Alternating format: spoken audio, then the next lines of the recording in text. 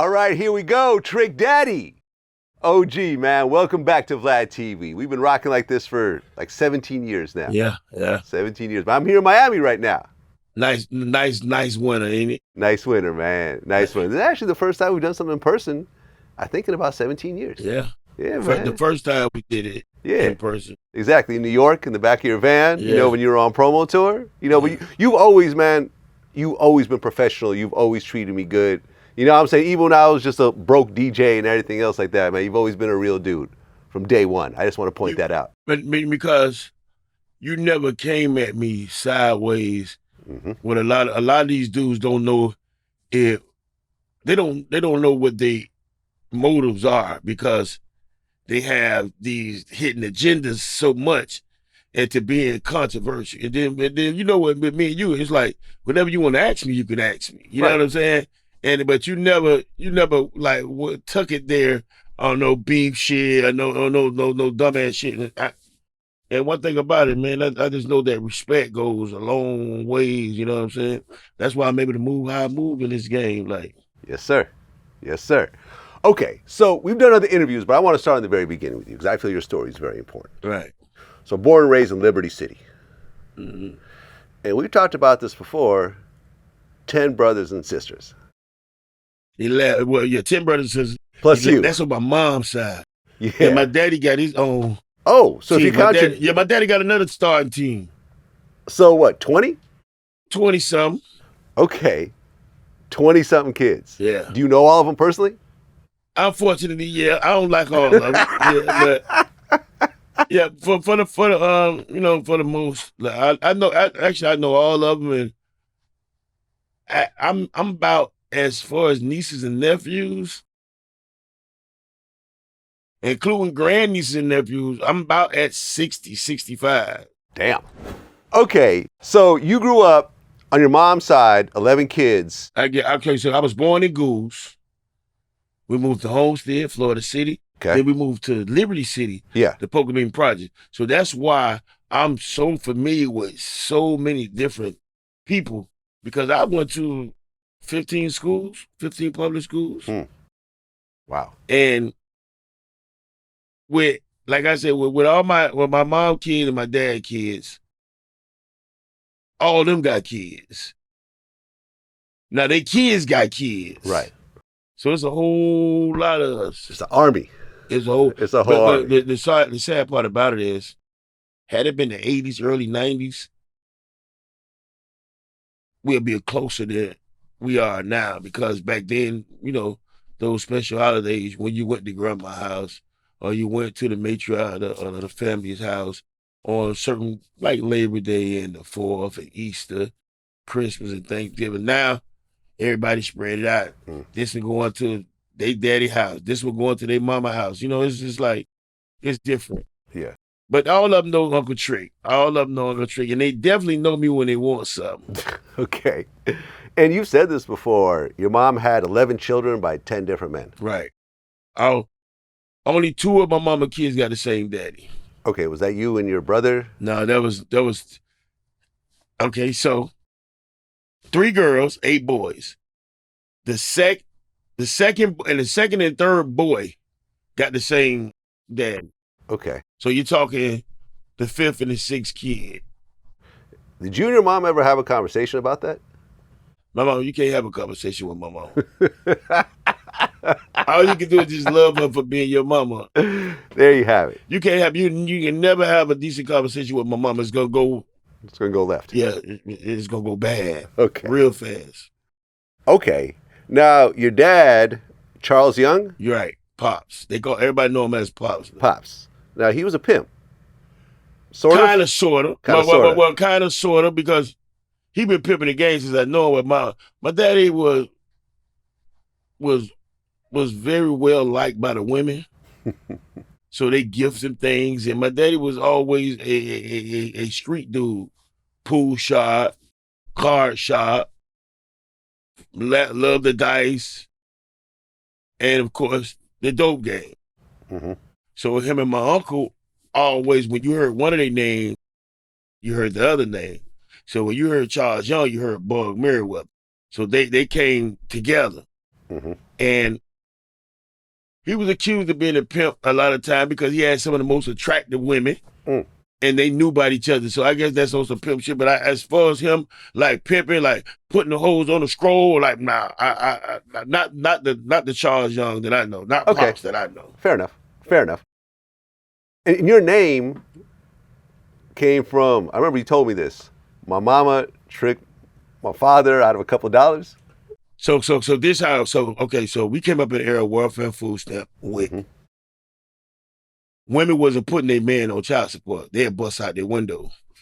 like women in those eras, they didn't force you to be a part of their kid's life. If they needed a babysitter, they just dropped the baby off to your mammy house.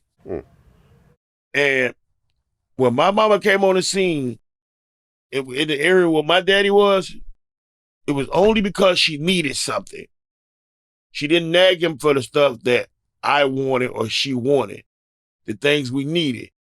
When she got to the scene, he knew I need to give her a few dollars right now so I can get this crazy motherfucker from over here cutting up, fucking up what we got going on right now. So it's like Pearl was a like totally different kind of mama. That's why there ain't no compromising. There's no meat in the middle. No. Okay, her way or the highway. Yes, and she gonna get a fragrant flower.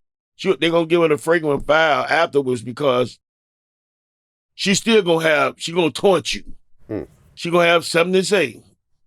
She want the last word, and she speak 2 languages fluently just as well as me, and she know how to use that second language real good. Okay, what's that second language? Profanity. Nobody cuss like that. And people always say, you got to wait, that's the way you say bitch. Yeah, because, Learn it from your mom. Right, I learned it from my mama. Okay, and a lot of us, we learn about Liberty City because of the video game Grand Theft Auto. Right. When that game came out and you saw it, I mean, was it an accurate portrayal or was it just ridiculous? It was more pretty. Actually, it was pretty. Actually, it was sugar coated. I came up in an era where an avenue that ran from 62nd to 71st that had 6 or 7 cross streets.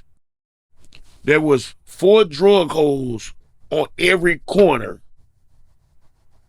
Counter corner. So every cross street, there's 4 drug holes. They had the best drugs. When drugs was at cheap rates and when drugs was plentiful, no crimes. Very low crimes. When they cracked down on cocaine and tracked down on drugs in Miami, they set us up for failure then. See, what happened was they tried to trick us with the projects, and everybody know the projects. It was just like they said, it was a project. The project was intended for a single black woman or a Latino or a Spanish woman to raise kids without a man. That was rule number 1. You can't have a man living in your house in the project. So it actually, you have a benefit by not having the father around. Right. Stupid. When you're raising boys, I don't see how your boy ever know how to make man moves, but yet he's the head of the household. Yeah. There's no one to train him. This is what a real man. There's no one to tell him this is what a real man to do. So guess what? We had to go to the dope boys. So our role models was niggas that had bank rolls when the bank was closed. Our role models was niggas who popped gold bottles and niggas who had nice music in their car and rims and jewelry and gold teeth. We looked up to those dudes. While we were looking up to them, if they was 4 or 5 years older than you, they was out of respect. If your mama had a problem with you, she go right and tell that dope boy, look, Maurice over here disrespecting me. He acting like he gonna fight me back. Them niggas gonna get on my ass. It wasn't no black on black crime. It wasn't no the girl who I went to the prom with in 5th grade. Her son is shooting at my son. It wasn't none of that. It was What's your people them names? It was what's your people name? And everybody connected off your last name or what school you went to, what school you went to, where you grew up at. All those things like that determine what part of Miami you was from and what's your background. It was the 80s and the 90s when the drug game was at its best, when the coke was pure, before they was cutting it with fentanyl and killing motherfuckers, before Molly's, around the ecstasy days, that's when everything got fucked up. Well, you talked about this in one of your interviews. You said when the dope game was plentiful, when Ron Reagan was president, he was let it come across the waters. Miami was run by the D-Boys. So if there was violence, the D-Boys contained it. You know, they would put extra money in our pockets. You take your report card to the D-Boys, and they'd give you some extra money you wanted to do good in school. You play for a sports team. They'd be betting on the game. You win, they'd break you off something, so it makes you play harder. You know, so of course there's a bad part of it, but there's actually a good part of it from your point of view. The good part of it was, for instance, I did something to somebody, and me and you riding in the car, and you get shot. You're not an innocent bystander. You're a victim of my crime. I put you in the middle of that. So when your baby daddy or your boyfriend is going through something, you and your kids stay around them. That's because a lot of people ain't got in their ear to enforce the rules like leave the women and the children out of it. That's the time I come from, when my mama told my neighbor, if you catch mine do something wrong, beat his ass. You know what I'm saying? Now you can't even touch your own kids, let alone touch somebody. Oh yeah. Yeah. Oh yeah, Child Protective Services will Yeah. arrest everybody. The kids know the rules. I think the teachers train the kids like, if your mama beat you, call this number. Like, what? Yep. If by parents, if 70 and 80s baby parents could get locked up for the ass whooping they gave us, my mama be doing a life sentence. Okay, well at one point, you and your brother Hollywood went to go live with your dad. Right. Did you guys have the same dad or no? So me and Hollywood had the same dad, but Hollywood mom only had 2 kids. Hollywood was actually my daddy's first child. Okay, that's on your father's side. Right. Okay, got it. Hollywood was my daddy's first child, and by the time he got my second and third oldest brothers, mom, he wasn't messing with Hollywood mama no more. So I used to always hear, you got a brother named Hollywood. So Hollywood was working at the at one of Pop, one of his corner stores or a pool hall or one of them. So I go down there, I look at him, I was like, oh, what's up?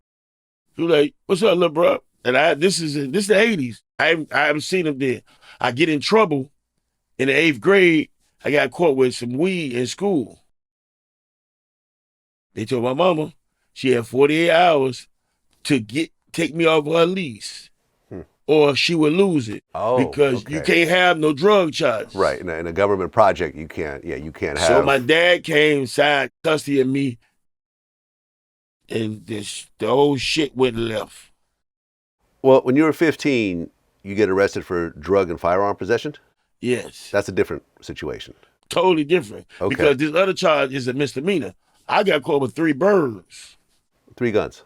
3 kilos. Oh, 3 kilos. Oh, 3 birds. Sorry. 3 kilos and 2 guns. Okay. So you're already pushing kilos at 15. Miami was a different beast. Right. I've seen the series that Netflix did on Griselda. Yeah. It's okay. My problem with it is there's a lot of black kids that's fatherless.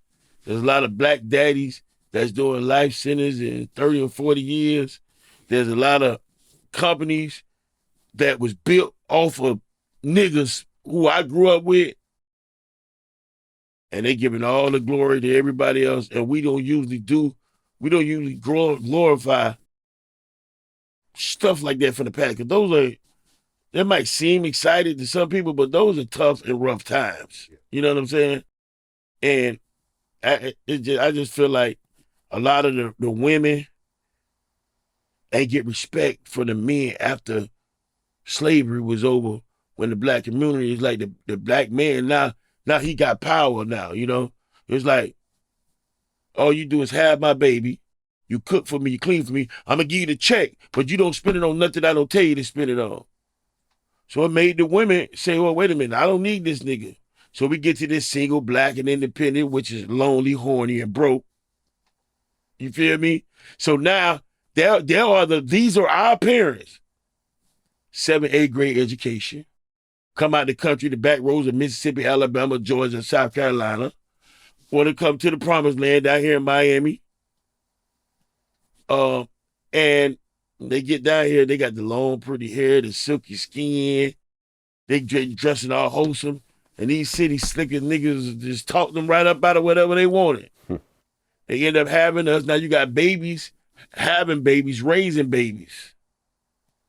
And this is where we at now. So for that arrest with the 3 kilos, how much time did you get? I got 4 and 2. 4 years. In and 2 years out. Okay. But the day you get out, you get into a whole other situation. God bless his damn little homie Tron. Tater be riding. And I see Tater jump out the car. Him and the dude locked up. But now I see the dude uncle run out the house, like run towards us. But then he said, you know what, I got something for you. And he stopped and went in his pocket and he had I never seen this mechanism. It was the first time that they had the hold the thing and the trunk pop open. He hold that bitch and the trunk pop open. I let that bitch ring at his ass. And that was the same day I got out and I didn't realize I already violated my probation. Right. You get arrested for attempted murder. With a violation. With a violation. So now you go back. But for now the first time I go to prison, I'm at what you call a youthful offenders camp. Right. Now you're an adult because you're 19 at the time? Okay, right. So this is how it goes. Mm-hmm. You can still be in a youth offender camp if you are a youth when you did the crime and it doesn't succeed over a life sentence, and plus you under the age of 25 or younger, right? So at this particular time, I think I'm 19, 20. I fucked up real bad.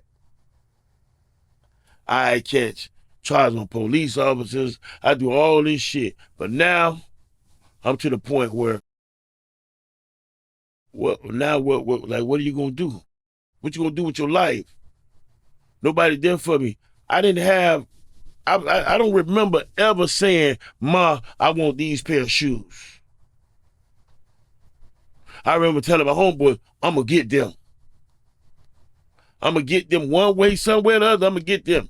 So we had to get our hustle on. When I moved back down south, all this, when the dude came to my house like, oh, I'm gonna speak the trick. I'm like, I'm standing to the side of the door like, oh, tell him I ain't here. So he told the girl, well, tell him she want to be a big boy, man. I'm like a big boy. I was praying. He came and took his shots at me, then put the police on me. I'm like, then when I went in front of the judge, she was like, this happened the same day you got out. You know they don't want to hear that shit. Went back. For how long? I went back for 30 months. Okay. Almost 3 years. I EOS'd. EOS'd me in the sentence. That means I got in so much trouble, they only gonna hold me till 11:59 at night. Then you get out in 94? 95. January 95. We got the Martin Luther King parade. Okay.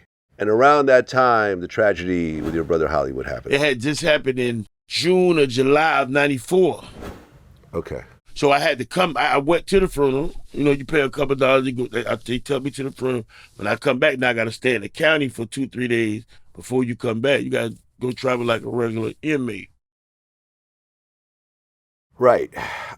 Your brother and the guy in the car with him both get shot to death. Right.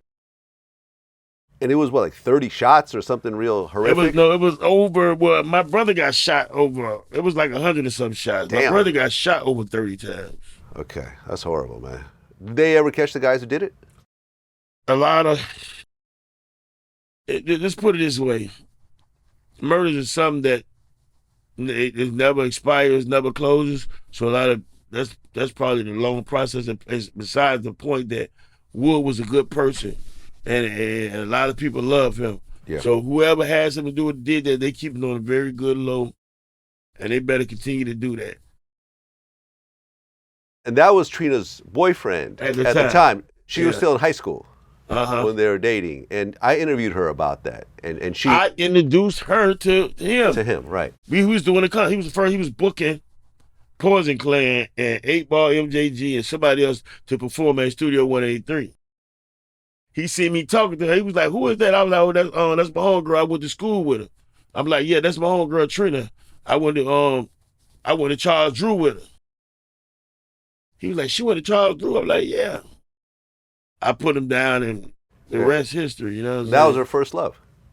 Yeah, she took it hard. Yeah, no, we were in a relationship. I was in high school. I think I was about to graduate, maybe like a couple months after. And yeah, I was in a real relationship. It was like kind of like a first relationship. First love. Yeah, and he was an amazing guy. He was killed. Yeah. And he got shot how many times? I have no idea what it was. I heard it was some insane number, Yeah, like it was 30 times or probably something. more. It was a crazy number of times. It was really horrific and really crazy. It was a very, very disturbing moment, that whole situation. I never really understood. I was really young, and I just didn't understand how somebody could be so great of a person and someone could do that. Like it was just a crazy thing. Yeah. She took it hard with that. Everybody took it hard. Yeah. Wood was that person. There's another reason why you never know where it came from. Wood was that person that helped every. If you think I help people, there's nothing compared to what he's done. Wood has helped everybody. Sorry for your loss, man. I know it still hurts you to this day. When you get out again, Ted Lucas, who's the founder of Slip and Slide, the chain that you're wearing right now, he tries to talk you into leaving the streets alone and rapping. Okay, no, so I'm telling him I can rap. Okay. He don't know me for rap. He know me for being the shooter and the chef. Cooking. And I ain't talking about Sundays. I'm talking about straight drop. That's what he know me for. Now I'm telling him I can rap. He's like, what you mean? So I'm like, I've been sending all these raps up here. You ain't been getting them? So the lady worked for Debbie Bennett when they got all my letters, it was like, you wrote all these up, I got, piles of this shit. Wait, like written down rap? Yes. Oh, so you wanted him to sign you based on writing down rap? They never knew I could rap because I never had a time. I went from being a 12-year-old man of the house, head of the household, to moving somewhere where I'm familiar with people, but I didn't grow up with them, to live with my dad, who's on his way out of the federal penitentiary, to hang with my brothers, who one a square, and the other is like a successful drug dealer. We had DJ sets. My brother wanted to be my older brother Chuck. He wanted to be a rapper. My daddy put him in DJ set in there, but he was like on some soft ass shit.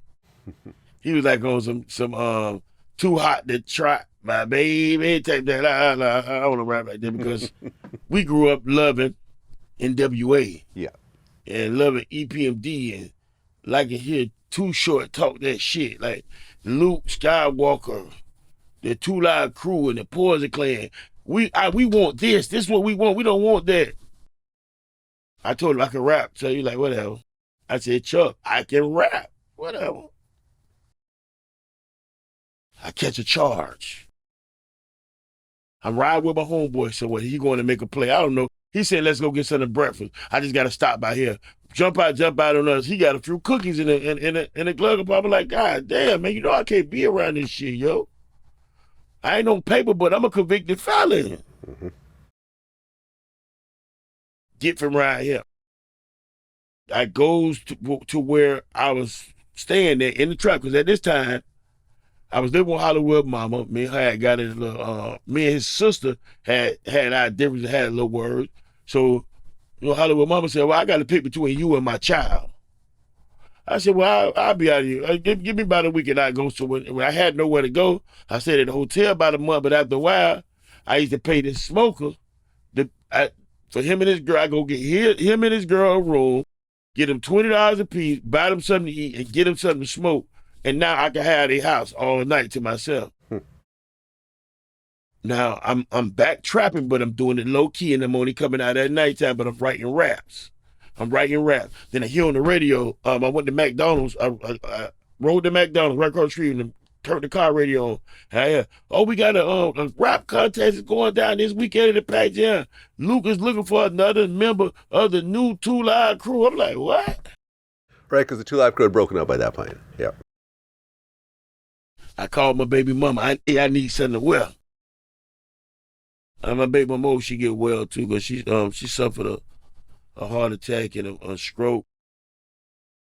She's been in rehab and she's getting better. I just pray she can make a full recovery. But she bought me a pair of cream polo pants, a red cream shirt, and I bought me some batteries with my little hustler money, and I went to the Pac Jam for the contest. I rapped against 50 niggas. I rap. And my advantage was I had just got out of prison back to back. So I did a lot of confinement time because I was in riots. I was with the shit. I know I was the typical dumbass nigga at the time, right? I get to this last nigga, Red Eyes. This nigga got as many songs as I got. So me and this nigga Red Eyes, we going at it a whole extra hour now. Now the crowd is excited about this shit. It's just like, this is like a fifth overtime in the Super Bowl. But me and him looking at each other like, man, I'm sick of this shit. So at the end of the day, Luke ended up giving both of us a chance. Okay. And he wanted to sign me. And I was like, nah, I don't really want to sign to nobody like that, because my intentions were not, they're not the, I thought rap was soft. I thought being a rapper was soft. My intention was not to really take it serious, just to have something to do, because I realized as a young age, a lot of the other young dudes that was incarcerated with me, they couldn't even read it right, man. They couldn't spell, dog. And I motivate them by helping them write letters and stuff like that. And I got my GED from in prison. I got other certificates, and I was like, but the writing shit. But once Wood got killed, it became personal. So I went to writing about my feelings, and I went to realizing the same people I like, the Scarfaces, the 8 Ball, the MJG, these are storytellers. I want to tell my story in the music, and I finagled it like I never imagined it was happening, because I could take a slow beat. I could take the Erykah Badu, you know that you got me. I could take that and write. Matter of fact, I wrote Nann nigga to that beat. Wait, to the Erykah Badu instrumental? And I can't explain it. You know what I'm saying? I can't explain it. So after I get out on bond, Luke say, hey, I got a record. Could you get on it? What it was, they did the Scarred record, which was my first record. Right. Verb already rap fast, and then he could not make a clean version. He could not stop cussing, because all his words were niggas and niggas and niggas and niggas and niggas. And Luke was like, for me to take this out, it takes away from the song. Like, I need a clean version. So I was like, let me try this right here. And I went, Michael make you remember in December. He was like, whoa, hold up, what the fuck? Say that right there, say that again. And then he went, they loved the record. They asked me, how much do I charge to do a video? I don't know nothing about this. I was like, I ain't for the charge Luke nothing. At this time, I'm living in his house. I don't know nothing about it. They were like, what's your publishing name? What the fuck? I don't have a publisher. I thought publishing was Publishing Clearinghouse. I thought you know what I'm saying? I'm thinking Publishing Clearinghouse. That's what publishing means. I don't know nothing about this. All I know is street shit and survival. I don't know nothing about this. I did the record and it went on Uncle Luke album. Right, had a music video and everything. Had a music video. I remember I watched it on Yo MTV Raps. Right. Yeah. And it just, after I learned the game a little bit, it just didn't work out for me to side with him. So I went to Ted. Slip and slide. And Ted was like, we need a record like that Scar record. I said, no, you ain't gonna never get a record like that Scar record. I said, we need to get some music, man. Just let me work. I went through all type of moves. But one thing we did at Slip and Slide, we hustled. We promoted the hell out there. All this new shit they got going, well, new artists is coming out every 30 minutes and all that. No, we work hard. we humbled ourselves. We believed in teamwork. And every song, if I did 30 songs, only 10 of them going on that album. So 20 producers, 20 songwriters, features, or whatever is gonna be upset because they're not gonna make it.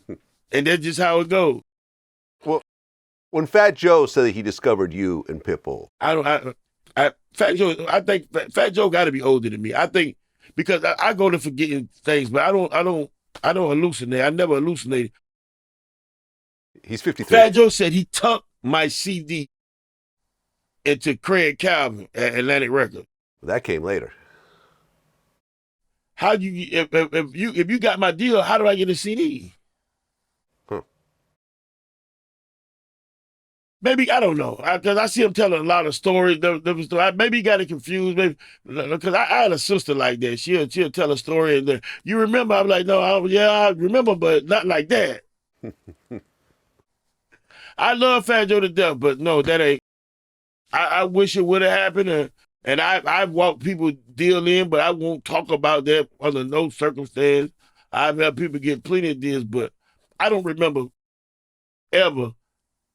Matter of fact, I'm gonna go deep as this. At that time, New York, New Jersey, Philly owned music along with California. Well, you know, the West Coast had Death Row. Yeah. The West Coast also had rappers like Tech Nine and those dudes who were selling platinum right in their own little Bay Area. Tech Nine was from the Midwest. Okay, well, he was doing stuff in the West Coast. In the Bay Area, like they was loving them. Okay, so where I'm from. There wasn't no South records on no damn radio in no East Coast. I mean, Luke was getting played. Two Live Crew was getting played. And that's about it. Though Two Live, that's a different kind of music. Yeah.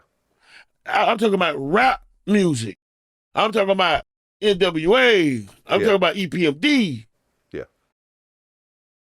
So even when we had Shadi and JT Money and the Poison Clan, they wasn't playing them on the East Coast like that. Yeah. Okay, so you dropped your debut album based on a true story. Yeah, it did. Yeah, it did all right. It did okay. You were Trick Daddy Dollars back then. I didn't know the game. Right. I didn't know the game back then. I didn't know that the music game was just like the dope game. I didn't know that I'm the one that can catch the kingpin charge if I'm not careful. I didn't know that everybody else is a co-conspirator and you need a buyer and a seller and all that. I didn't know all that at the time. But what we did do was I went out there and I handed you my CD. I didn't ask for money. Check this out, man. If you like it, man, tell somebody about it. Hand in hand. Okay. But then in 98, your next album comes out. You drop the dollars from your name. www.thug.com. This is back when websites were first starting to, pop. Right. And I told them, they was like, what made you start it like that? I was like, I said, just keep living.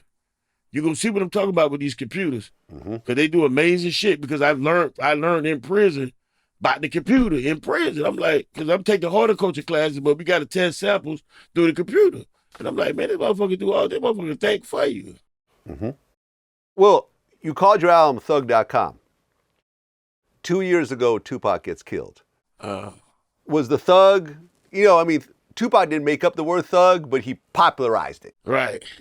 Was that a Tupac kind of homage in a way, or? Tupac is the greatest rapper ever to walk Earth. Agreed. I don't care who do what afterwards. They don't disrespect Tupac like y'all disrespect Michael Jordan when you be trying to compare other people to him. Don't disrespect Pac. When you want to look for the second or the third best, don't disrespect Pac. He was somebody that went through as much, if not the same shit I went through. His mama was part of the Black Panther Party. My mama was part of the first wave of black people that came to Miami when segregation was just uplift. My mama went through that first schooling when she had a half a day at school. So you got a young girl that's beautiful, got a nice body, that's from Carolina, and she go to school a half a day at school. Well, ain't nothing left to get into but drugs and niggas. Nothing. Pop is one of the best storytellers. Pop wasn't ashamed to dance, to do ballerina dance. That take a real thug, and people don't understand what thug mean. Oh, be disrespectful, disobedient, and curse a lot, and wear certain type of thing. Pop the first person I saw in a Versace shirt. Mm-hmm. So yeah, and the thug thing really just continued on album after album after album. Now, on that album was my favorite Trick Daddy song of all time, to this day. What's that? You know what song that is. Nann. And, to this day, I'm gonna just keep it 100. I know it's not your biggest song, but that's my favorite song. Okay, and that was also the song that introduced me to Trick Daddy. I'm gonna say this. That's got to be my biggest song because that's the one that opened the door. Exactly. I was doing interviews with in New York. I was doing interview with Funk Master Flat with Angie Martinez. I was doing music with Big Cap, and I was doing radio interview with him. Mm-hmm. And at the end of the interview, they was like, you got your record so I can play it? I'm like, you ain't got the record? But when I woke up in a Time Hotel in Manhattan and turned on Hot and heard Nann pumping and the DJ bagged it up, I say, nigga, we made it. At that time, me, Master P, and Juvenile shared records from the South that was getting played on the East Coast. Mm-hmm. Juvenile had the and Master P had that everybody that make him say Yeah. And then Nann. So yeah, Nann, and make them say Yep. Now, if you look and listen to New York rappers, you wouldn't know them apart. You don't want to know them apart from somebody from the South because they use our words, they use our beats, they use our slang, they use everything about it. They try to use our women. Hmm. Now, that song not only introduced Trick Daddy to the world, but Trina as well. And you convinced her to actually rap because she wasn't even a rapper. Okay, so Trina was that bitch. She was like that dope girl, like the dope boy dream.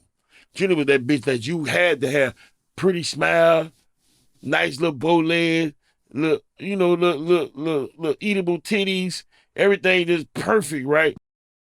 She looking so good in the passenger seat of the Hollywood car. And the more he rolled through with her, the more her stocks went up. But after that, after a while, nothing to do, her and all her friends, including my wife, Joy, Trina, Pinky, all their friends said, we're going to dance. I said, what do you mean dance? We finna be strippers.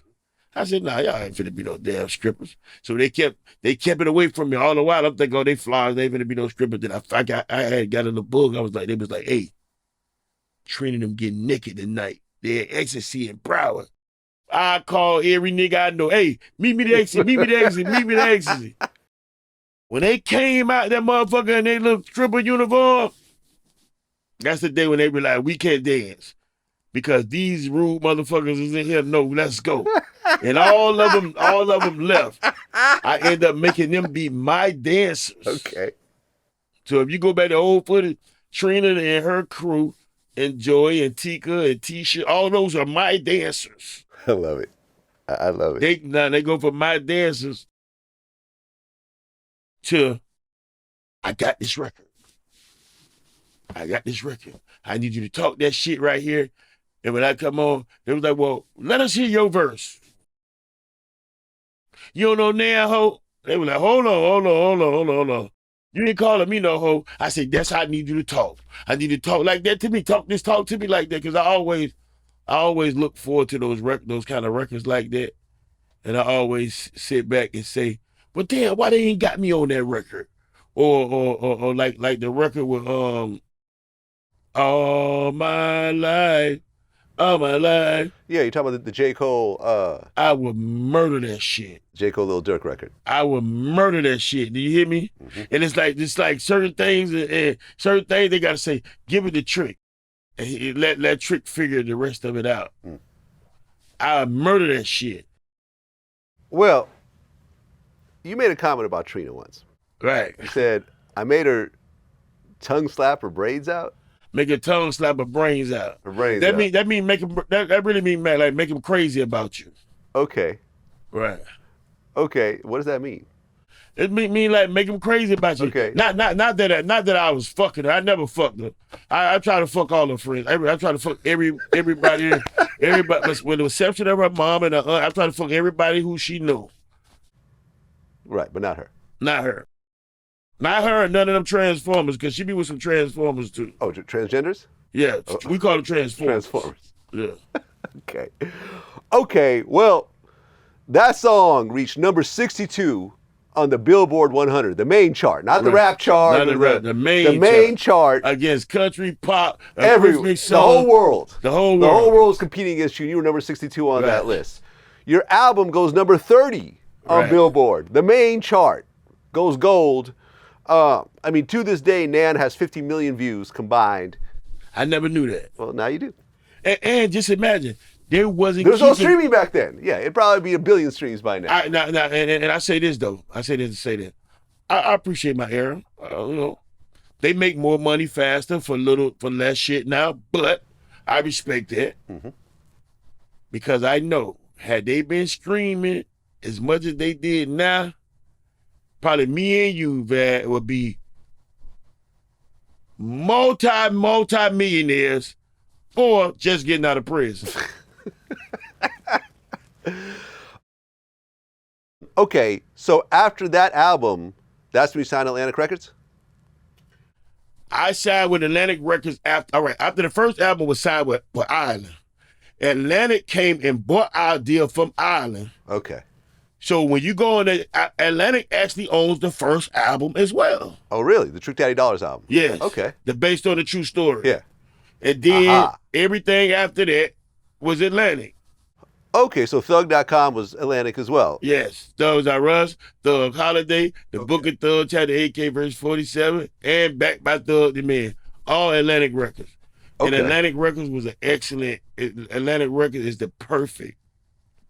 was perfect for me because the first thing they did, Ted convinced them to let me be myself. And they allowed me to be myself. Well, then you put out your next album on Atlantic, Book of Thugs, Chapter 8K, verse 47. number 26 on Billboard. So you go from 62 to 26. And that had the Shut Up single on it. Shut Up. What else is on that record? Sweating Me was on there. Was Shorty Sweating Me on that album? No, that came later. That came, that's on Thugs Are Us. Yeah, that came later. That had Shut Up. I think that was the one big song on there. I mean, obviously it was a big album, but It's another record on there. I can go down the line. Tell me something like Boy, Sitting on D's. Okay, Boy was a single. Get On Up, America. America was, so those was it. So it was Boy, it was Shut Up, Boy, then America. Okay. Those were the singles on that album. Okay. So now you're a top 30 artist. Now I'm top 30 and I have not picked, besides of Nann, and I didn't pick Nann. They didn't allow me to pick Nann as a single because Ted didn't know what it meant. Atlantic made me explain everything. They like write it down. So what you say, when you say this, what do you say? They want to make sure that I'm not saying the wrong thing and offend the wrong people, right? So now I got to write. So now I had to pay somebody, hey, you need to write everything down for them because I'm not going to be writing all this shit down. They was like, well, what? When Ted was like, with the hook, the Nann, like, it ain't finished. It ain't finished. What are you going, I mean, what? Well, okay, now what do people do? I say, no, they're going to say, you don't know Nann. They're like, well, what does Nann mean? Nann means Nathan, Right. Tony Nathan, nothing. You don't know no other like me. Right. All the hip hop heads knew exactly what it meant. Right. When I heard it, I'm like, okay, he say nothing. Easy. So now we over here, and they picking all these songs I consider to be bougie. they picking all this radio shit. I was like, well, why I can't do this? At this time, was I was like, California Love was a hit. That was a street record. I was like, that was a hit. No, but it wasn't a hit. It wasn't a street record like that. I was like, yes, it is. That's a street record. So I had to break it down to what they were saying. And that's how I ended up doing the boy record. Because what we did was we took, it was some little 12 and 13-year-olds out of Opelika that had stole a car and got in a high-speed chase. They was in a mean high-speed chase for 2 hours. And I said, if we do this boy video, let's see can we get that, do they still got that car? And he was like, how am I supposed to do that? And at that time, we friends with, at that time, Ted is getting in with the commissioners and the mayor and the manager, city manager and all of them. He's doing little things for the community at the time. Because that's what you got to do once you got your money now. Don't forget where you come from, you know. And they say, well, yeah, we know what the car is in the pound. So you got the actual car. We went and got the actual car out the pound. So what we did was we took the footage and we examined the footage for 2 days, and we took the same path that they took. Wow. In a high-speed chase. And when they jumped out there, instead of them jumping out now, I jumped out. And they was like, that's when I was getting called from the basement. And when Joe Claire was over there at BT, and I had him on 15 Ave with showing him the actual path. We came through here, and they was like, they never saw Miami in this way. All they knew about us was beautiful women, beaches, and good cocaine. They never knew it was that time. And around this time, we coming into the 2000s, right? Mm-hmm. And Cancun is popping. Yep. Ja Rule had a record, 50 Cent in the club, and Nann was pumping at this time. In the club came later. In the club was like a couple years out. In the club was like 2002, 2003. Okay, well, in the club, I'm just remembering Cancun records. Yeah. No, I'm going to tell you what record. When I first got out, the biggest record is still, I think, one of the biggest rap record. When I first got out, what really made me want to change what made me not want to argue with them, when this nigga Montana Jordan dropped that This Is How We Do It, this shit like stayed on the radio for 2-3 years. I'm like, what the fuck? They still playing this shit. Yeah. I think that's one of the biggest rap records of all time. And I didn't know that it was a rap record at the time. But it was on the top of the charts. I was like, if he can get up there, I can get up there. Fuck that. So the next album, Thugs R Us. Thugs R Us. Number 4 on Billboard. Your first platinum album. Yeah. You're now top 5. Right. And I'm a Thug single comes out, number 17 on Billboard, 80 million streams. And I think, you were talking about this a little earlier, but I believe that's the first hip hop song with kids on the chorus. And they never gave me credit for that. Right. Like they didn't give me credit for that. And I've seen a special, and I don't want to, and that's my man's, and I don't like to start controversy, but they did a whole special about Jay-Z when he did the Hard Knock Life. They was like, oh, this was brilliant. Nobody ever did it. I'm like, what the fuck? Trick Daddy did I done did it 5 times. And God Bless Dead by Godmama, the late, great Miss Betty Wright. Those were her kids. On every time you heard a child sing on one of my albums, there was the Betty Wright's children choir. That was her kids and my kids and nieces and nephews singing on the records. Right. And then this album also had Take It to the House. One of my top 3 biggest records. 30 million streams. It got used in movies, TV shows, everything. So then we get to the 5th album, Thug Holiday. And you wouldn't believe how I came across the beat. For In the Wind? For Thug Holiday. Oh, for Thug Holiday. Okay, I'm talking about the album. But In the Wind, okay, so In the Wind leaked. It was out. And I'm like, we got to take that as a single. If we don't take it as a single, we're going to waste it. So what Ted did was went and put Big Boy on it to add some more flavor. Right. A lot of people forget that Big Boy is even on the record. That's Big Boy and CeeLo. Right. Yeah. And by the time we dropped the Thug Holiday, the single, nobody, when I went to telling people where I got the track and the idea, I got the idea from a Michael Sterling song called On a Holiday. It was the saddest song growing up as a little boy in juvenile system and in the county and in prison, you know, as a minor. Because when I got out, I was 20. I grew up in there. When that song came on, Thanksgiving, Christmas, I was like, oh my God. Those were the first times I ever cried as an adult, as 18 and older, crying like a little baby. I met David Banner. Okay. Oh, he's producing now. Mike Karen, I want you to meet David Banner. You'll like him. I'll take y'all to be perfect. He's out of Mississippi. That's perfect. Blah, blah, blah, blah, blah. Me and David Banner sit there for hours. I got a perfect Trick Daddy beat. I'm like, listen, David, there ain't a perfect Trick Daddy beat. Just let me hear songs that you wasn't gonna let me hear. And I heard that. Boom. I'm like, that's it right there. He was like, no. I said, that's the record I want right there. That was Thug Holiday. They said, who you want to sing on it? I said, if I can't get Mary J., I want Latasha Scott. I need somebody with soul. Fantasia was around at that time, I would have put her on the record. Yeah. But Latasha Scott was one of my first soul singers besides Betty Wright and Betty Wright, Anita Baker, and Shirley Murdoch. There's Latasha Scott had been here before. This was somebody reincarnated to me. And I explained to her what I wanted to do with the record. And the shit was crazy when we shot the video.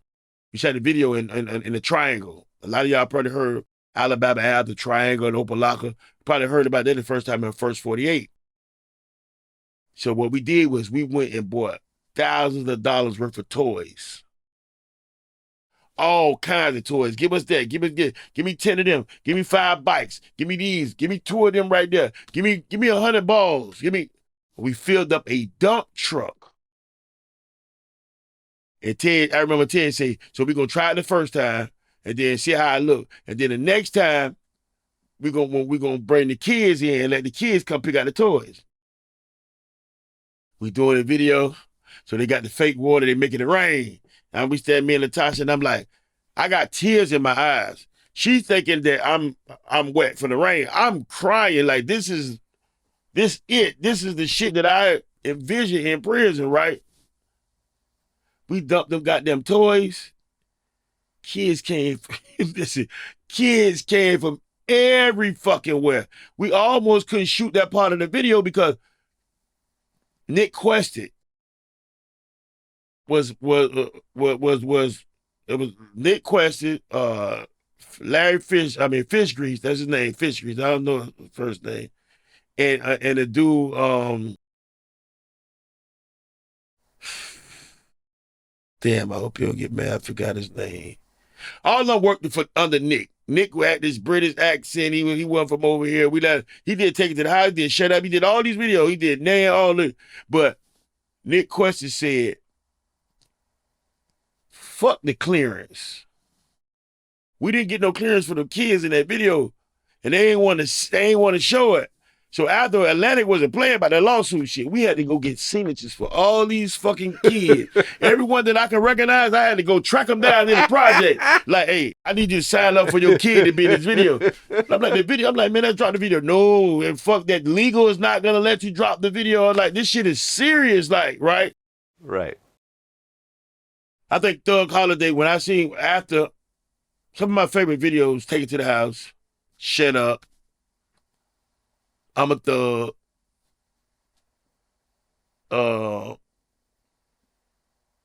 Nann, Thug Holiday. Thug Holiday, we did the scene where I walk up to the lady and bring her the folded flag to let her know her son died at war, and that did it for me. And around this time we doing we getting ready to do some shit called, this is about our 5th album right here, right? Mm-hmm. So right now we about to do some shit with the Joint Chiefs. So it's Atlanta. He's got T.I., me, Fabulous, Lil Kim, Fat Joe, and Twista. All us came out. Everybody went platinum. They did an amazing job. I went on the road and did a promo run. And I'm like, man, I'm on my 6th album. Man, I don't need no fucking promo run. They're like, listen, you got to make money at this time on your promo run. I was like, man, because I remember being in the car with Michael Hopkins riding all over the West Coast, riding from San Diego to San Fran, riding all the way to Oakland, driving in a Cadillac Coupe de Ville, in the Sedan de Ville. Like, I remember meeting, I'm one of the very few artists, with the exception of DMX, that actually knew the buyers. Mm. I knew the buyers. I'm like, this is the connect. And I'm El Chapo. You got to get it from my people, which is Atlantic Records. And what the people have to do, they have to buy the records, and then they have to sell it to the record stores, then the record stores sell it to the people. And when I came to that understanding, I'm like, so wait a minute. 1 million people are involved with all these different shit where if we was drugs, that we'll be locked up for conspiracy. For me, I know what I'm gonna do from now on. I'm gonna stay me. I'm gonna keep it real. I'm not changing. I'm not doing none of that. And at the time, Payola came along, and I wasn't willing to do that. I didn't do remixes. If I did a remix, it was remixing within the family, Slip and Slide family. Well, but that same year, you got to jump on a Tupac song, which was technically a remix. It was technically, what it was is the Tupac song is this. This was after he died, His of course. mom reached out to me. Ah.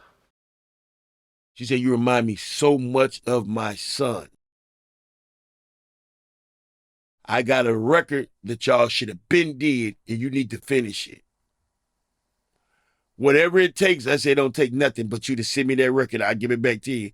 I did that record in 15 minutes. I was like, here, but get back to me. So I called for 2 weeks. Well, what did she say about the record? What did she say about the record? In 3 weeks, that bitch was on the radio. I was like, whoa. Right, still balling. This is my favorite nigga in the world. Like, I respect this nigga and what he went through more than I respect my brothers, more than I respect my daddy. He was like, a young nigga in the hood, he's like, oh, Jesus Christ.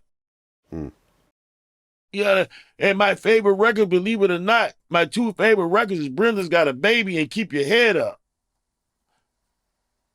My 3rd one is Hellraiser, because I feel like he's talking about me in that song. That's my biography. So I've been trying to redo Hellraiser for 7 years now. I'm almost finished. I won't do it until I perfect it. Well, you know how conspiracy theories go. And on that record, Tupac says, because Trick don't give a fuck where you coward N-words now. And people are like, oh, did Pac do that song with Trick? And it's like, well, no, that's not possible, of course. Because you weren't even rapping when Pac was alive. Right. So Well, actually, I was rapping when Pac was alive. Right, but you weren't at the level of doing songs with Pac. Yeah. No. Exactly. So what they just took the word Trick off another verse and just popped it in there. Man, all I can tell you is I promised it to his mama that I won't never answer that question. Okay, fair enough. And so I'm not answering that question. Everybody want to know, oh, Pac is in Cuba. You're not going to fucking Cuba out of all the places. Come on, man. God damn. Well, I just want to point out that in the Win single, that's where you say Trick love the kids. Right. Which became one of your catchphrases. One of my catchphrases. Yeah. Because all the kids love me too.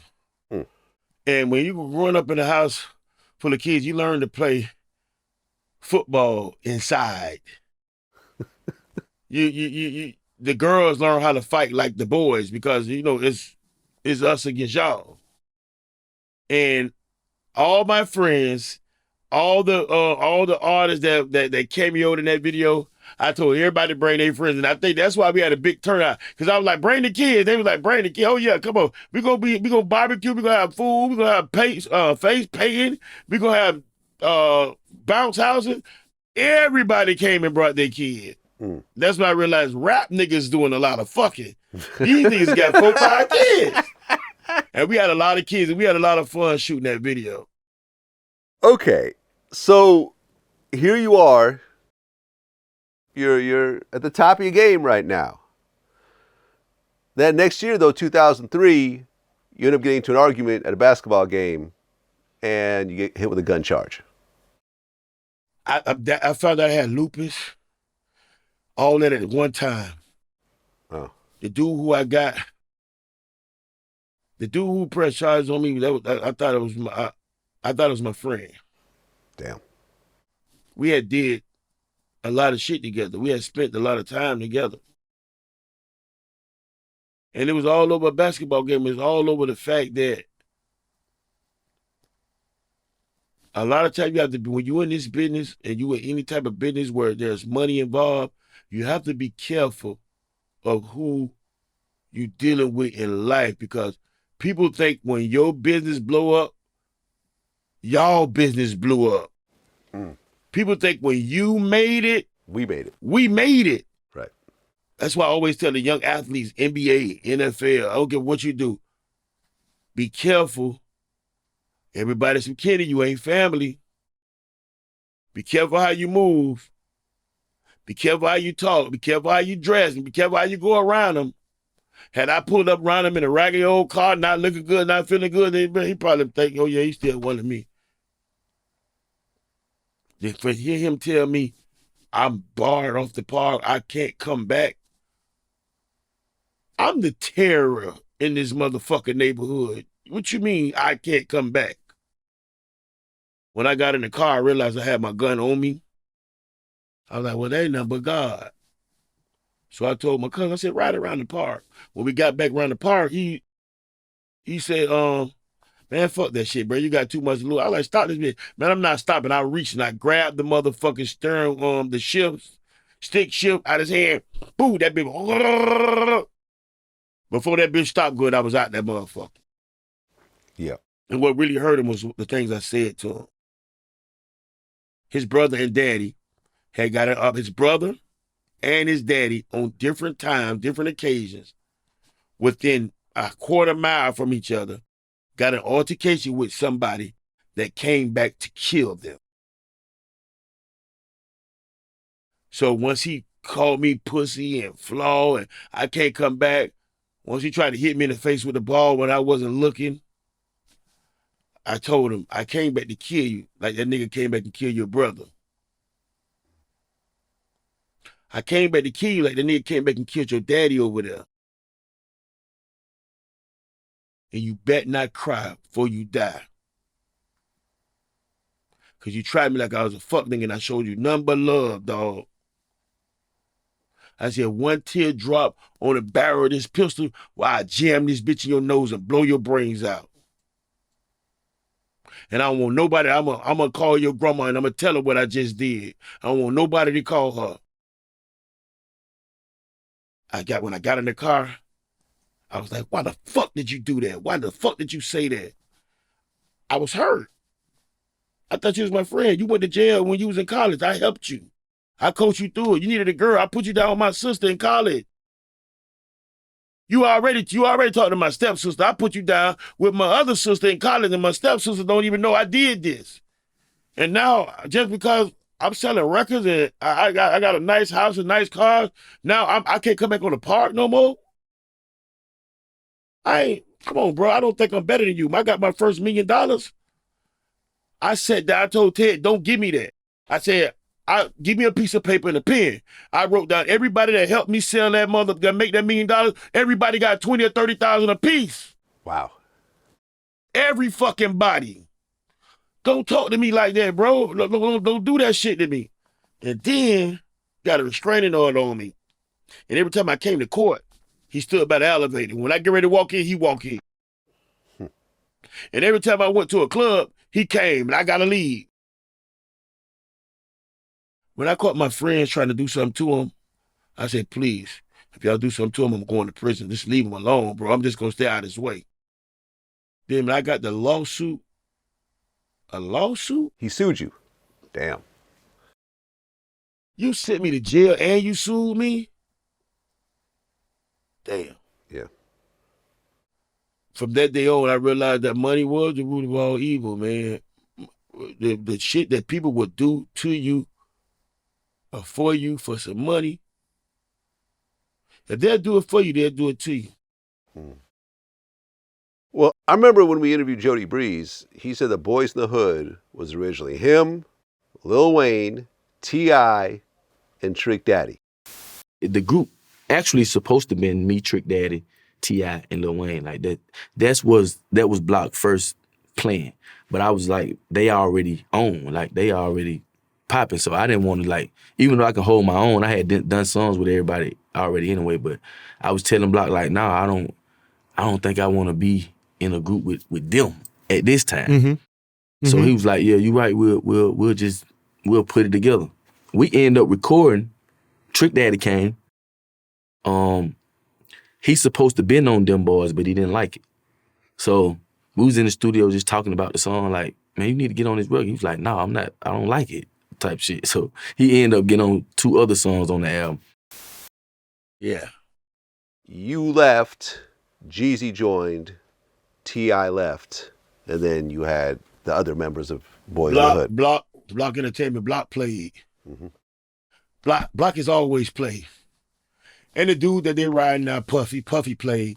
Puffy had a lot to do with that. Right, because it was Bad Boy South. Right. Yeah. They played. They let the money, and when they played, that's why Boys in the Hood only did 1 album. The Boys in the Hood, they could have went a long way. Of course, we got the idea from the song of NWA. Eazy-E, yeah. I mean, the Eazy-E song. And they played. When they stopped answering the phone and it wasn't no more studio time, like, what the fuck going on? All the while, he done signed a deal that T.I. wasn't going to be with. He knew that. Once I left, he knew T.I. was gone. Right. And the problem was, he only wanted Jeezy because Jeezy was the shit in Atlanta. You gotta know that BMF. Yeah. When BMF hit the door in Atlanta, the bars open. Yeah. The bar open, free bar for everybody. Gold bottles, Ace of Spades, passing them out. Right. I was there. You feel me? I partied with BMF. It was exactly like that. Yeah. And so that's what with the Jeezy. And remember now, before all this, Jeezy is on my album. Yeah. When nobody knew Jeezy was on my album. When nobody understood him, they didn't like him. I'm like, give a man a chance. He's different. Let him let him record how he record. Let him do his thing. Yeah. Now look. and Jody Breeze, another amazing, talented rapper. Yeah, he's dope. And Jody like my little brother. What's crazy is, you the first person to ever asked me about this shit. I never brought it up. And I don't know why. That's why I had the situation where I went off on Cat Williams, because, bro, you bring it up. You don't take this shit to social media. You bring this shit up. Let somebody ask you about it. Now you bringing up shit from all these years ago, so that you so-called mad about all these years ago. Now you just throwing everybody up under the bus. Like, that don't make you no better than them. Well, let's talk about this Cat Williams shit then, since you brought it up. Right. Cat Williams did a stand-up, and he said, if Trick Daddy can make it, you can make it, bitch. Trick Daddy got herpes, syphilis, gonorrhea, lupus, and a restaurant, and a cooking show, bitch. And everybody thought I started with him because they didn't see it. Right. The reason why he said that, because he heard an interview when I said, when they asked me my opinion, do I think he's funny? No. The only time I thought he was funny when that little boy put him in the chokehold. Right.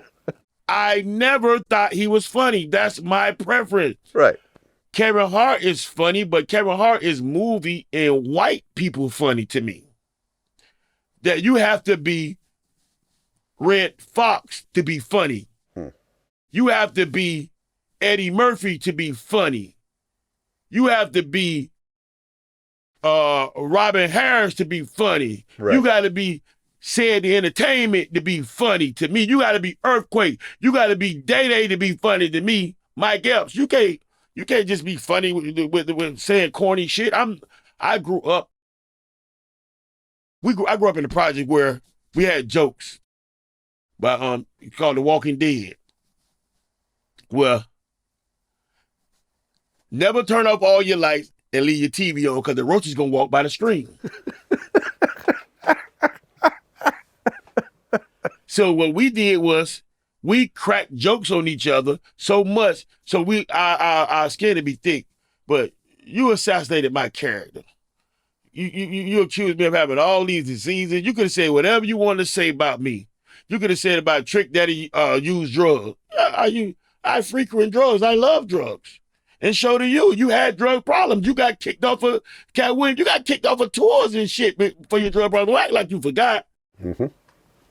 But since you want to go at these people and try to assassinate their character and they try to do something positive in life, I'm going to go at you. And the difference between me and you, since they say you're a street nigga, it's up there and it's stuck. And whatever the fuck you feel about it, I don't give a fuck how you feel about it, because I mean everything I say. That's different. I'm not hiding. I'm not running. I didn't pull up with no motherfucking security.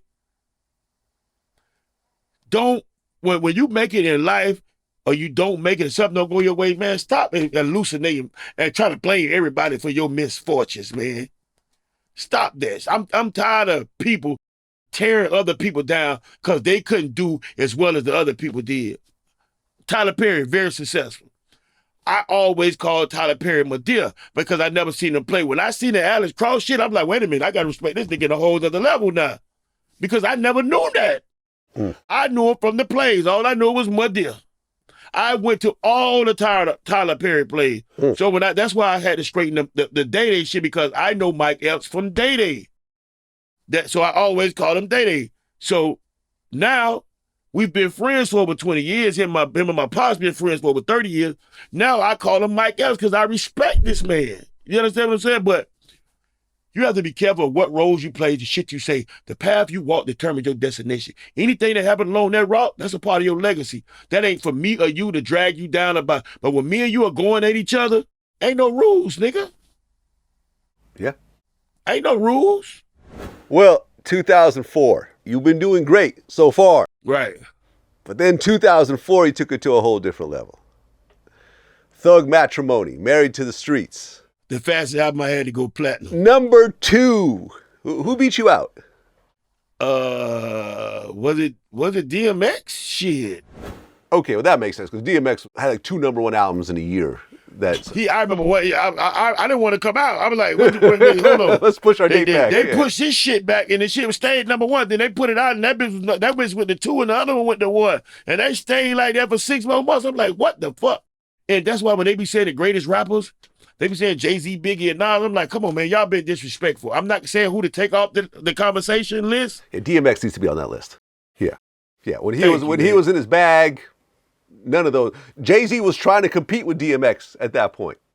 DMX ain't to be fucked with, boy. When you got 2 diamond albums, 2 albums that sell 10 million copies, right, with number 1 and 2 on the fucking charts at the same time. I didn't see nothing worse than that. Then everybody just turned their back on Ja Rule. Ja Rule gave us hit after hit after hit after hit after hit after hit. Then everybody was like, oh, no Ja Rule. I'm like, God damn. I'm like, y'all just gonna turn y'all back on Ja. Well, that album, number 2 on Billboard, went platinum quickly, and then your biggest song ever, Let's Go, featuring Lil Jon and Twista, where they sampled Ozzy Osbourne, Crazy Train. What made me, well, my 2 records, Take It to the House and Let's Go. Yeah. When the originals, from the original songs that we redid, when the people said it would be a pleasure to clear the sample, I say, nigga, we made it, nigga. Well, you know what's funny is Ozzy Osbourne, even though he cleared it, well, his people cleared it, right, he didn't actually hear your song until 2021. What? Yeah, you didn't know that, huh? Yeah. He never heard it. Yeah, this producer, Andrew Watt, played it for him in 2021, and he liked it. But up until that point, you gotta understand, Ozzy's, No, Ozzy's different. He's a rock star. He's probably not sober for years at a time. Not, you know? I don't want. He's a boy. He's between rock star and the Addams Family. Yeah. Like Ozzy was one of the first known weirdos. Yeah, like, biting the heads off of right, bats and drinking urine and then off his the whole floor. family had black hair and black nails, and yeah, it was, I'm just so happy he cleared it. Yeah. And when my other homeboy cleared to Take It to the House sample, yeah, And KC them cleared that. I'm like, oh shit. Yep. We got ourselves something because what's crazy because the Miami music scene has always been based on we would take old records and we would sample them and make records and make like mixtape songs and our dance craze come from all those records. Mm-hmm. Like Barry White, we used Barry White on a lot of underground music that we did. And it was just after traveling to DC back in the day, listen to the Go-Go. And like I say, New York, New Jersey, and Philly, all of them is New York niggas. That's all we know. If you was from New York, New Jersey, and Philly, you was a New York nigga to us. And everybody was giving praise to New York for the hip hop scene, and they did a big thing because it's a lot of them. But I tell people all the time, go back to Jersey, so you can see Queen Latifah, so you can see Naughty by Nature, so you can see the Outlaws. Like you got to go to Jersey and really see like there's different. Everything is different, and now the internet don't help it. So I believe everybody need to make some type of documentary or something based on their music and their era, because a lot of people from the South think that New Jersey, Philly, and New York is the same thing. We didn't know how to separate it. Well, Let's Go goes number 7 on the main chart. It's got 170 million streams right now. Damn. Yep. Then off that same album, the Sugar, Give Me Some single featuring CeeLo again. Right. And Ludacris, that goes 20 on Billboard, goes gold, 35 million streams. So this is just a monster album. You're in a whole different space now after this album. After a whole string of building up. I knew something was going on because I had a show in Sioux City, Iowa, and then the next day I was in Rapid City, Des Moines. I was like, where the fuck am I?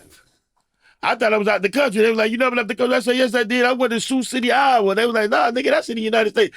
What the fuck was I doing there? I've been in towns when there was 3 black people in the audience.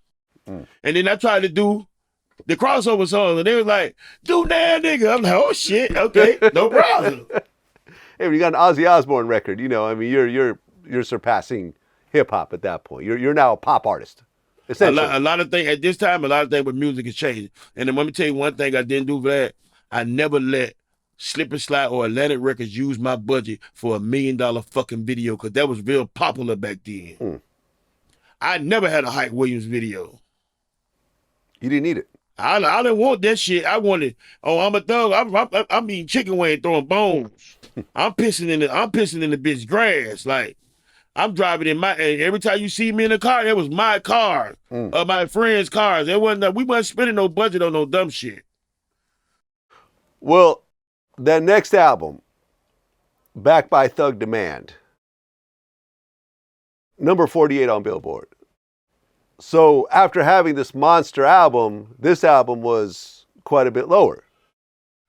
I believe this is where okay. At this time, I know what happened. At this time, Atlantic Records and Ted is feuding now. I'm learning, so I'm requesting, I'm asking for more. Ted think they're putting this in my head. He telling them stop interfering with my artists. And then I did the song Tuck That Ice In. All the rap niggas was getting nervous that I was exposing them for wearing all this fake ass jewelry. At that time, I'm to the point where, man, fuck that. I'm gonna start my own label. It's time. I think I done, you know what I'm saying, that road, this career done rode its course. And Ron, I did one more album after that. Yeah. With my brother, which I should have never did. Finally Famous, Born a Thug, Still a Thug. Because you had left Atlantic and Slip and Slide after that last album. So then the next album comes out independently, with my brother, Bad Idea. Yeah, 13,000 copies sold, the first week. It was 34 on Billboard, which isn't bad, but not like what you were doing a couple years before. At this time, everything is different now. Everybody's trying not to spend. Everybody's trying not to promote. The labels want you to promote it yourself or get you a MySpace. And I'm like, MySpace? I never had a MySpace. I don't know what the fucking MySpace is. MySpace? What's the name? MySpace. I don't know what that is. They want me to do that? No. I can't go on MySpace. I might be snorting cocaine. I might be playing with a fucking gun. I'm going to go to jail. I'm going to go, you need to take a cameraman around. Cameraman can't follow me around. I hang with real niggas that's on the run. I hang with real smackers. No, I can't do that. The next thing I do is bring out the Dunk Riders. Yeah. Sign them through Baby and Universal. Baby ain't want to do nothing with them. I went and pulled up on him one day and was like, here you go. He was like, what's that? I said, that's a release. He said, a release? I gave you 400-something thousand. I said, I don't give a fuck. I need you to sign this paper. I need my group back. I got them out of the contract. My little brother had already went to the feds, so it was just Phil and Iceberg. I agree with my brother Chuck. Let's let them go and see if they can start them a career on their own. Let's not hold them back. I signed Berg release. Chuck made Berg pay him. I got love for Berg. He's like my little brother. He's like my little brother forever. And I know he's a young dude. He's hard-headed. And he said certain things at times, but I don't see nothing. Ain't gonna nothing will ever change. I'm a man first. I have more shame than I have pride. It would have been a shame had I been part of holding him back. I never did no shit like that. After all that is said and done, I never tried to. Artists come to me, man, what do you do this? I do features, I do shows, but I'm dealing with that. I'm dealing with the lupus. I don't want to take pictures, none of this shit. So when the first wave with Instagram come out, I don't catch Instagram. I was like, man, fuck Instagram. But I woke up one day in the bed and I couldn't hardly move. And I said, ain't no way lupus finna get me down. I said, I'm getting up every fucking day and I'm gonna do something. I started taking pictures. I got me an Instagram. I got me a Twitter. I got a Facebook. And for you know it, now I'm on Facebook. I'm cooking. I'm talking shit. For my homegirls, like, let's get a restaurant. Okay, well, that's simple out. And now we here. Some of the most down points of some of the most disrespectful moments in my career was BET calling me to ask me would I present somebody with the award. I never got nominated on BET ever in my life. With all this shit popping, I've been on every show, did everything they asked me to do, never got nominated on BET ever in my life. And they wanted me to honor Trina a Lifetime Achievement Award. But you never got one. But I love the fact that it was Trina. Yeah. Because I did get mine. Yeah. You feel me? So I did get mine. But it just goes to show, like, back to the Cat Williams shit, I'm not mad at BET for doing that. I was hurt by it, and it made me realize that if it wasn't for bad luck, you wouldn't have none. In order to feel good, you have to feel bad. You don't know what feeling good is until you feel bad. That's why I don't take a lot of pain medicine, because I want to know when I'm not feeling right. Well, I remember you went on Clubhouse, I think. You were talking about Beyonce. But okay, so let me explain this about the Beyonce thing. Okay. Beyonce is the #1 performer, the most hardest working woman I ever seen in entertainment. An amazing show. Mm-hmm. We was discussing people who could sing. And I told him there's a difference between singing and singing. Mm-hmm. I think I know what doing. Some old whack-ass nigga. I'm not going to say his name. Some whack-ass nigga. I think I know what he did. So what he did, they chopped off what I said and they only put a little piece out. But anybody with bright sounds can say, okay, how did you get on there? Because all they got is, Beyonce can't sing. That's all they heard. Right? Mm-hmm. Who I think is saying that's my motherfucking opinion. Right. You said she's not the same levels as Adele, Whitney Houston, Mariah Carey, or Alicia Keys. Do you agree with me or not? Vocally. She's not Whitney Houston. Whitney Houston's on a whole different planet. Uh-huh. She's not Mariah Carey. Uh-huh. I would put her in the same breath as Adele and Alicia Keys. And that's just my opinion. That's your opinion. That's my opinion. And that's it. But I'm not going to cuss you out.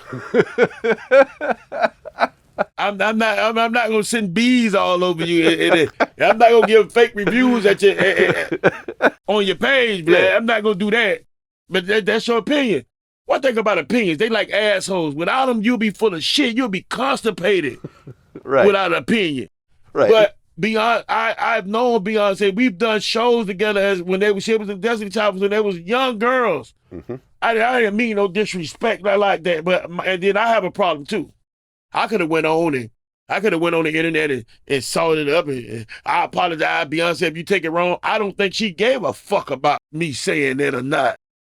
So how the fuck y'all more madder than Beyonce? Right, because I think in that same segment, you said, I'm going to give an unpopular opinion right now. Beyonce's to R&B what Jay-Z is to New York. That's why they together. Jay-Z ain't never won the greatest rapper alive, whoever put him on a level like that. New York needs someone to step in for Biggie when he passed away, so the people of the city gave Hov the title.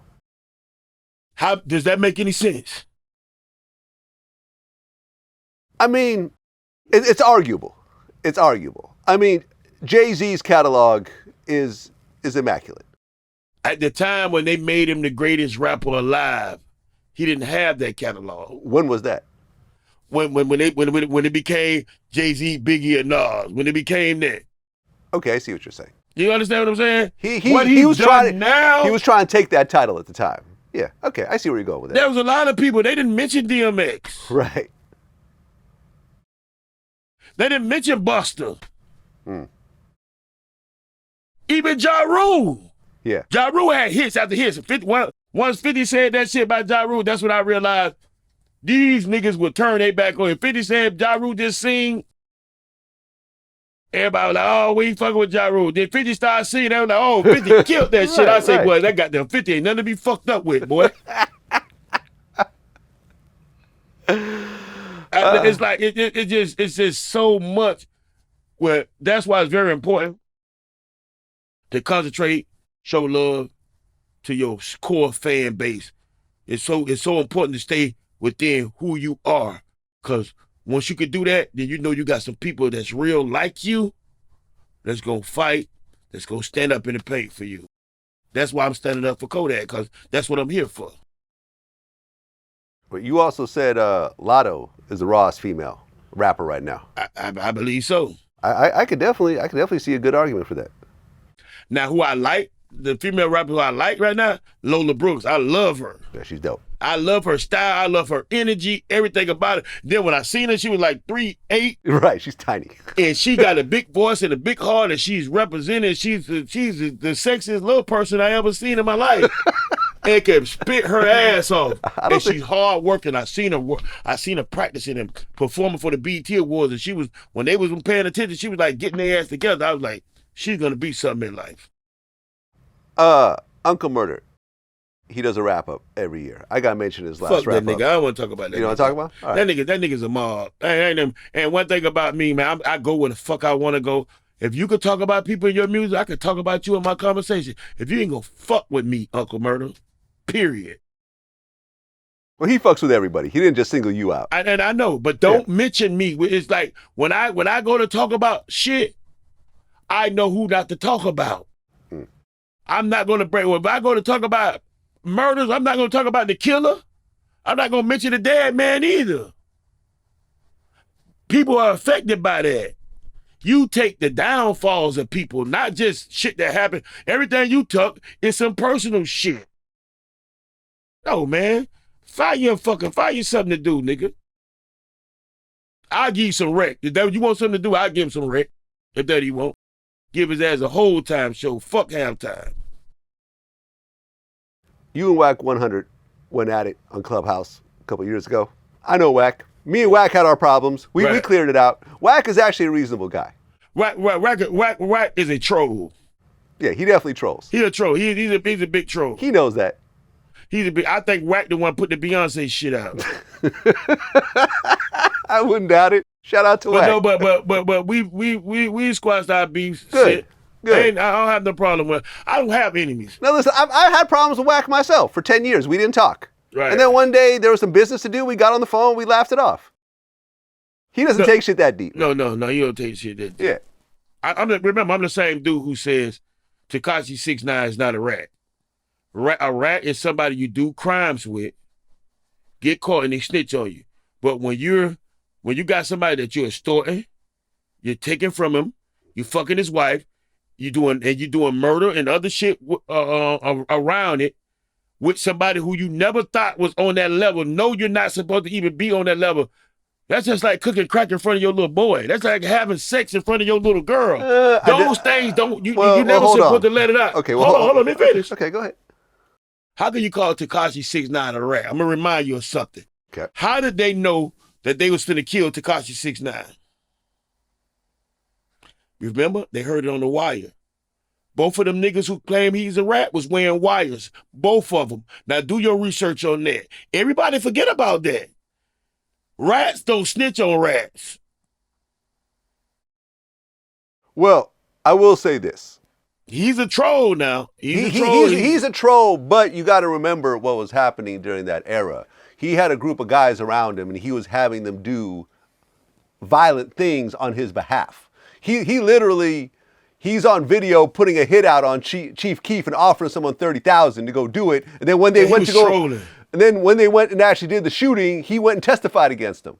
See, I don't know nothing about that. I'm talking about there's a lot of detail. about the rat part about the dude that they picked him up. And I'm just saying, man, if you were, we all got people around us that'll go do something violent for us. Right. All of us, me included. I'm not. If I go send people on dummy missions, they get caught, and then I go and tell on them. See, I never knew about that. Yeah. I never knew about that. That's my first time hearing it. Right. I was talking about the situation with the dudes that who said. No, I understand. It's a complex situation, and he was a victim. He was a victim to a certain degree, but he was out pushing the line and using these guys as crash dummies. Okay, now here's and then when thing. they get caught, he goes and tells on them. Here's another thing. A crash dummy can't turn me into a crash dummy. Here's the main thing. When have we ever been fans of Tekashi 6ix9ine? When have you ever did an interview? Did you ever interview him before this incident? No. Why the fuck were we spending so much time discussing him being a rat? What about these niggas who we do look up to? What about these niggas who we did thought was stand-up guys? And I'm gonna answer this before you ask me. Kodak Black probably got $1 million for a verse. Yeah. You got to get in contact with Tekashi? Do I have a contact with Tekashi? Yeah. I know people that know him. Ask him, do you got another $1 million? I got a hard verse for his ass. Talk to Wack. Wack was the one that put together the Kodak thing. Okay, don't worry. I'll get the Wack today on Clubhouse. I need me a verse. Give me $1 million. I don't give a fuck who don't like it. Right. Well, I feel that in 2024, snitching doesn't actually affect your career anymore. Let me tell you why. Because words like loyalty ain't nothing but a tattoo. That's a good point. There's nothing but a tattoo. There's no more loyalties. There's no more. Man, listen. You got to keep squares at your circle. Keep your circle as small as possible. Can't believe nothing you hear and half of the shit you see. This shit is unbelievable. They had a rumor out there. There was aliens running around our mall. Did you hear about that last month? I heard about that. I said, these motherfuckers my man here in the room actually believes all this, so, I believe there are aliens. just like they look at us as aliens, too. If a roach could fuck another roach and have 100,000 roaches, ain't no way we the only people in this earth. We just talked about lizards. Right. They still finding different fish in the sea. They still finding skeleton bones. They just releasing footage where the airplanes that have been on the side of ships that they couldn't identify. There's other shit out here. People look at that globe that be in the classroom. Mm-hmm. They think that's the word. That ain't the fucking world. That's the continent. How you gonna what makes the world round? How is the world round? What makes the world round? What makes you think the world is round? Because of the things that they tell us. When you see Africa, the first thing you think of little kids, ladies with no shirt on, no feet, paint on their face, greasy black. Africa's the richest nation, the richest continent on the planet. Africa ain't 10% jungle. That's flatland. It's whatever they show you. They show you them Ethiopian commercials, feed the kid commercials. Them the same little kids they been showing since I was a little boy. Them kids ain't yet. They ain't gonna grow up. You have to be careful. And then when you take all that, when you go back to the politics part of it, when you see known racists, when you see known liars, when you see all this negative, you got to understand you're not living in a country. This here is not a country we live in, Vlad. This is a business that we're living in. Oh yeah, it's a capitalism. Yeah, this a business. It's a This ain't a business. country. Yeah. Well, you said you're tired of black people playing the race card. I'm tired of it. I haven't been. Let me see. I ain't been racial profiling. I was racial profiled by my 5th grade teacher. She was black. People have to stop doing so much complaining and start aiming, man. Stop complaining and start doing something.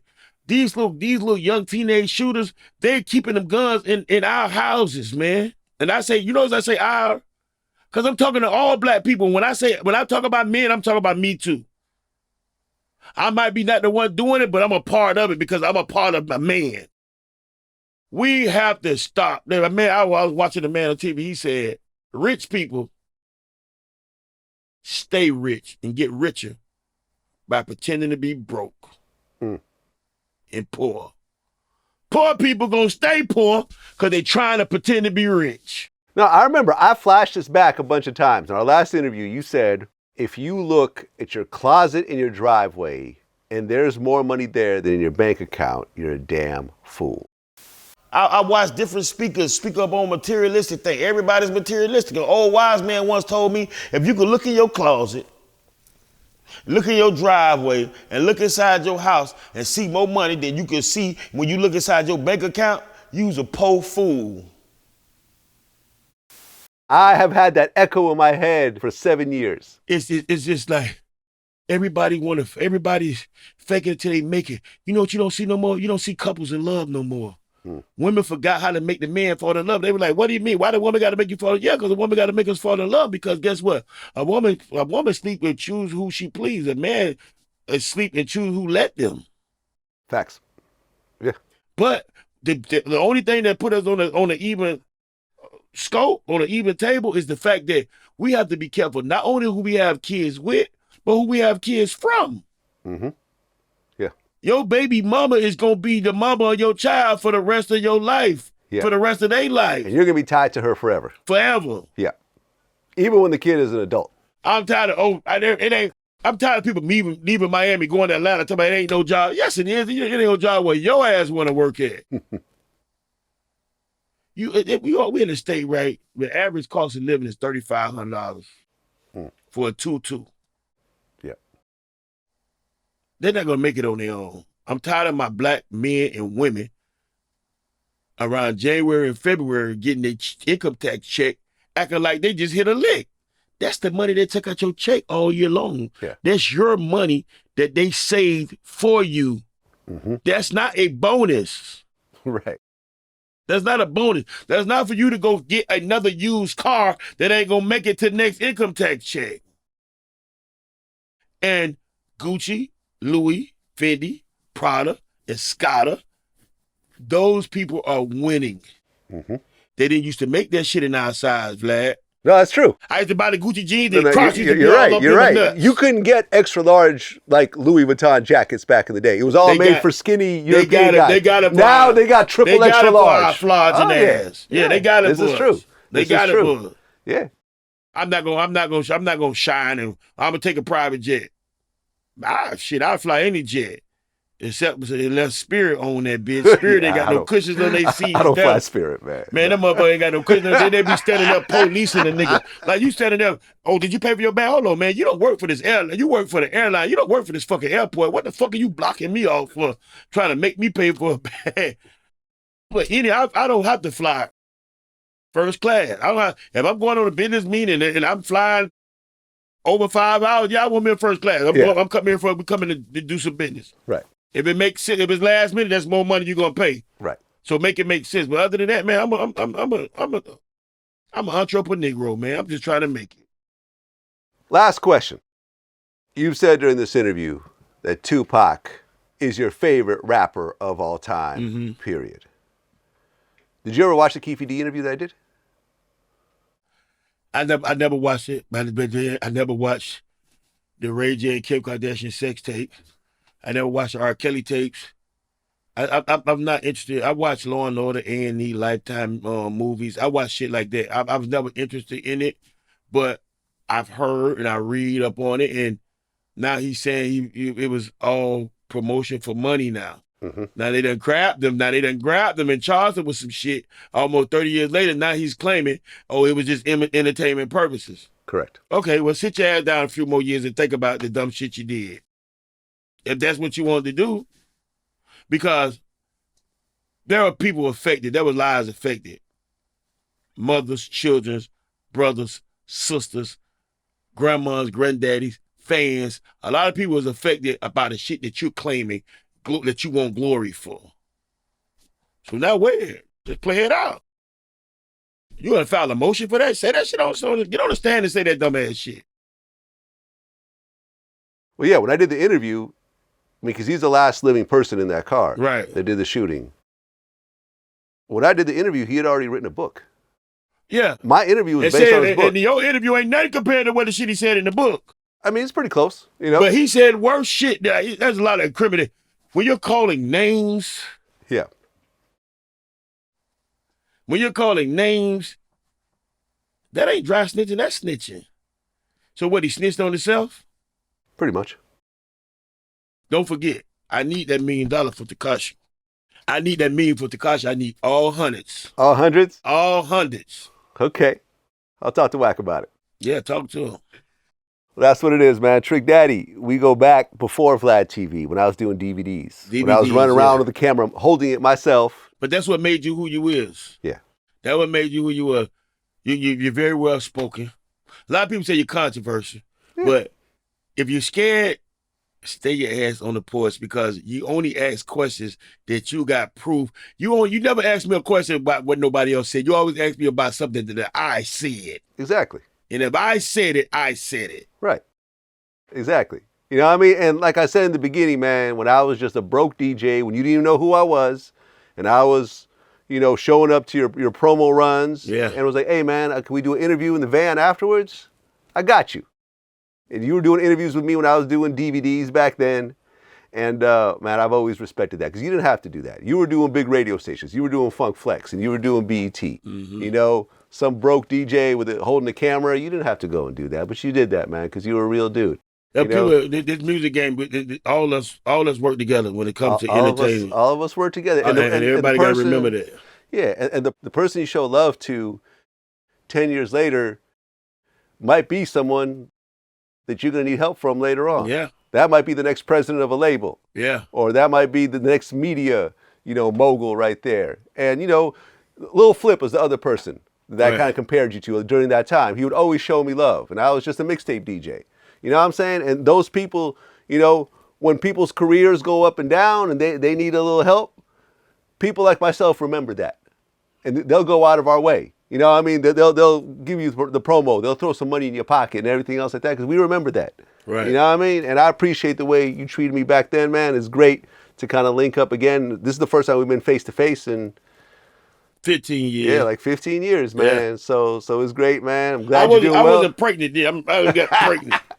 I done got pregnant. I don't know if I'm pregnant from pork chop, a chicken wing, but I'm pregnant from one of them. Right. And we're actually going to go see a restaurant. Yes. That's Sundays. Sunday's Eatery, man. If you're ever in Miami, come to Sunday's Eatery. Open 6 days a week, closed on Tuesdays. You know what I'm saying? Mm-hmm. And we the home of the original fried ribs. And everybody is ribs. Often imitated, but never duplicated. They can't do it like me. I got to try these. Fried ribs. Fried ribs. We're going to go have some fried ribs right now. That part. That's what it is. Trick Daddy. Peace.